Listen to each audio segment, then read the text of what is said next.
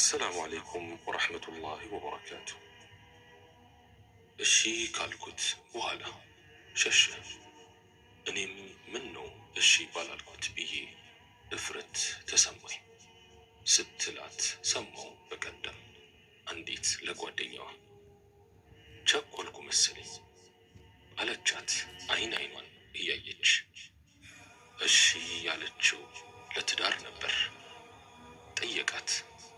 በፊትም ታስበው ነበርና ከትንሽ ማንገራገር እሺ አለችው። ከዚያ ጠፋ፣ ሸሸ፣ ከአይኗ ራቀ።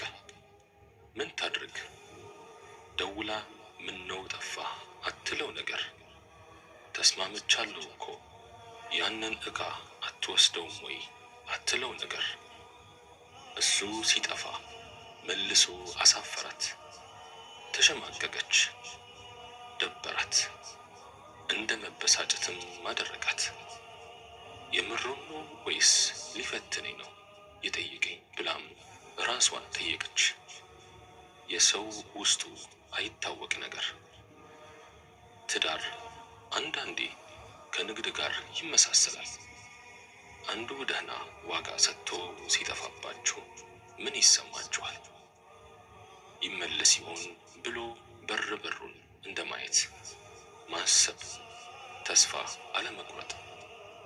በእርግጥ በወቅቱ ያኔ ትንሽ ላግደርድረው ብላም አስባ ነበር። ግና በዚያው ቢቀርስ ብላ ፈራች። ይሄ ስትናፍቀው የነበረ መልካም ጥያቄ ላይደገም ይችላል ብላ ሰጋች። መልካም አክሲዮን አይገፋም። ትዳር ሐላል አክሲዮን እስከ አኺራና ጀነት አብሮ የመዝለቅ እሳቤ። እናም ተስገብግባ እሺ አለችው። ደግ አደረግሽ። ቢሆን ባይሆን፣ ቢመለስ ባይመለስ፣ ቢመጣ ቢቀር እሱ የጀሊሉ ውሳኔ ነው። አንቺ ግን እንኳን ለሐላል ጓጓሽ። ለሐላል ነገር መስገብገብ እኮ ጥፋት አይደለም፣ እንደውም የሚበረታታ ነው። እሺ ስላልሽው ምን አሳፈረሽ? ምንስ ያጠፋሽው ነገር አለ? አዎ ምንም የተሳሳትሽው ነገር የለምና አትፍሪ። እርግጥ ነው በሰው ልብ መጫወት የሚፈልጉ አንዳንድ ሰዎች አሉ። ሰውን እንደ ገበያ ዕቃ ያያሉ። ካስለፈለፉ በኋላ በውስጣቸው በሰው የሚስቁ፣ እሺ አለችኝ ብሎ ለማስወራት የሚመጡም አሉ። አንዳንዶች ፈሪ ናቸው።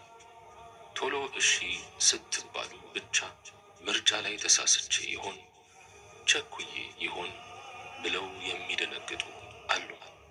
አንዳንዶች ደግሞ ለማግባት ወስነው አይመጡም። እሺ ከተባሉ በኋላም አጀላቸው የተቃረበ ይመስል የሚርበተበቱም አሉ። እሺ አልባልም ብለው አስበው ጠይቀው እሺ ሲባሉ ድራሻቸው የሚጠፉም አሉ። ፍላጎት ሳይኖራቸው ከአንገት በላይ ሰውን የሚያወሩም አሉ። የሁሉን ልብ የሚያውቀው ጀሊሉ ነው። ፍርዱንም ለሱ መተው ነው። እሱ ለእያንዳንዱ የንያውን ይሰጣል። ቁም ነገሩ ቁም ነገረኛ ነው ብለው ላሰቡት ሰው ልብንና እጅን መስጠት ነው። ለትክክለኛ ጥያቄ ትክክለኛ ምላሽ መስጠት ጥፋት አይደለም። ሐላልን መናፈቅ አያሳፍርም። ለምን ታፍሪያለሽ? እሱ ከመልካም አክሲዮን የቀረው ይፈር። ትልቁ ችግራችን በምን ማፈር እንዳለብንና እንደሌለብን አለማወቃችን ነው። ሐላል ፍለጋ ላይ ማፈር ብሎ የለም። ዋናው ነገር ሐራም ነገርን ላይ አለመውደቅ። ሐራም ነገርን በሩቁ መጠየፍን የመሰለ ነገር የለም። ከተጠጉት ግን በሂደት ሳይታሰብ ይዞ ይሄዳል። እንደ ከባድ ወንጀል ሲታይ የነበረው ለአይን ይቀላል። ከዚያ መሰራቱ ይገራል። ከዚያ መደጋገሙ ይለመዳል። ከዚያ ከሐላል ጋር ተመሳስሎ መለየቱ ይከብዳል። ከዚያ ኖርማልና ተራ ነገር ይሆናል። ከዚያ እንደ ሐላል ይወሰናል። ቀልብ ይበልጥ እየደረቀ ሲሄድ ደግሞ ሐላልና ሐራምን መለየት ይሳነዋል። ይመር የነበረው ይጣፍጣል፣ ያዝናናል። ከዚያ ሱስ ይሆናል። ከዚያ ማግኘቱ ያጓጓል። ወልዕያዙ ቢላህ። ቀልብ እንዲህ እስክትሆን መጠበቅ የሞት ሞት ነው። ሙእሚን በወንጀል ሊወድቅ ይችላል። ቢወድቅም ወድቆ አይቀርም፣ አፈር ልሶ ይነሳል። ቢሸነፍና ድንገት ስህተት ቢሰራ ጥቂት ቆይቶ ይነቃል። የሚወቅሰው ህሊና፣ የምትቆጣው ነፍስ አለውና ሽንፈቱን መቀበል ይከብዷል። አላህም ተጸጻች ባሪያውን ያግዛል። ሙእሚን በወንጀል ሊወድቅ ይችላል። ቢወድቅም ወድቆ አይቀርም፣ አፈር ልሶ ይነሳል። አላህን የማያውቅ ሰው ሙት ነው። በድን በምድር ላይ ቢንቀሳቀስ ምን ትርጉም አለው? ኢስላም ያስጨበጠን ትልቅ ትምህርት የዓላማ ሰው መሆንን ነው። ወደዚህች ዓለም እስከ መጣን ድረስ በጊዜ ተደርበን ከተኛንበትም ሳንነቃ እንድንጓዝ ሃይማኖታችን አይፈቅድልንም። ተቻኮሉ ወደ አላህ ረሕመትና ወደ ጀነቱ፣ ፍጠኑ ወደ ምህረቱና ወደ ውዴታው።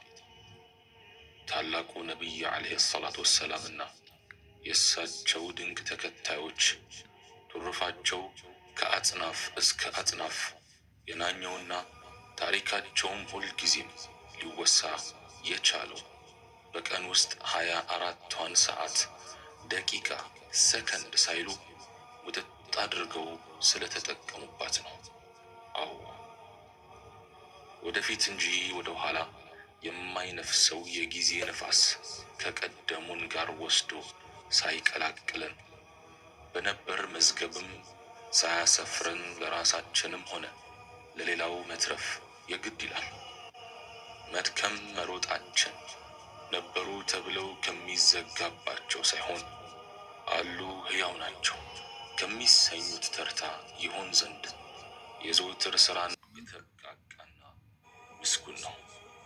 ያ አላህ በሰማነው የምንጠቀም አድርገን። سبحانك اللهم وبحمدك أشهد أن لا إله إلا أنت أستغفرك وأتوب إليك.